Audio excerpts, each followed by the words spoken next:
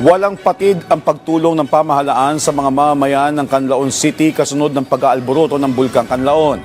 Ito'y sa harap ng epekto nito sa sektor ng agrikultura. Nagbabalik si Jessie Atienza para sa sentro ng balita. Kilala at sagana ang lungsod ng Canlaon sa malalaking mais. Inakyat ng PTV News Team ang balabunduking bahagi ng syudad.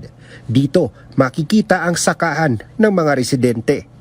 Itong kinatatayuan ko ngayon ay sakop ng Barangay Masulog sa Canlaon City at napapaloob ito sa 4 to 6 kilometer danger zone kaya naman may PNP border checkpoint dito. Bawat araw ay binibigyan ng limitadong oras sa mga residente na makabisita sa kanilang mga bahay at asikasuhin ang kanilang mga pananim simula alas 5 ng umaga hanggang alas 5 ng hapon. At bago magpatak ang alas 5 ng hapon ay kailangang lisanin na nila ang lugar na ito at bumalik sa kani-kaniyang mga evacuation camps. Ganito na ang sistema dito magmula nung buwan ng Disyembre. At mula nga dito ay tanaw natin ang Bulkang Canlaon na ayon sa FIVOX, nasa alert level 3 pa rin ang status. Kabilang sa mga malapitang nakasaksi sa panibagong pagputok ng bulkan ang magsasakang si Lucrecio. Ang mga tao sir pertig yung dalaganay sa mga tao.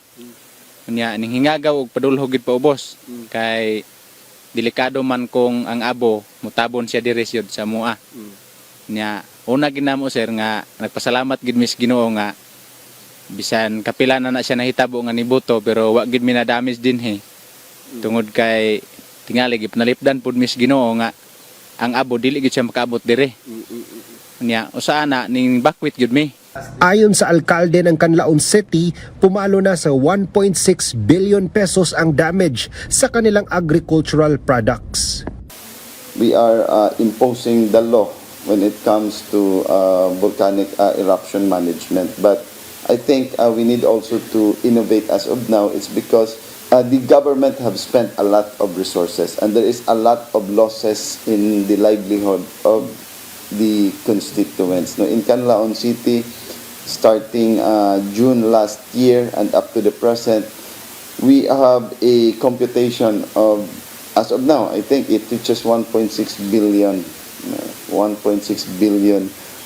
losses of production when it comes to our production in vegetables. Patuloy naman ang tulong na ibinibigay ng lokal na pamahalaan, DSWD at Office of Civil Defense. 10 buwan nang nakikipagbuno ang mga residente sa banta ng bulkan. Mula sa Canlaon City, Negros Oriental, Jessie Atienza para sa Pambansang TV sa Bagong Pilipinas.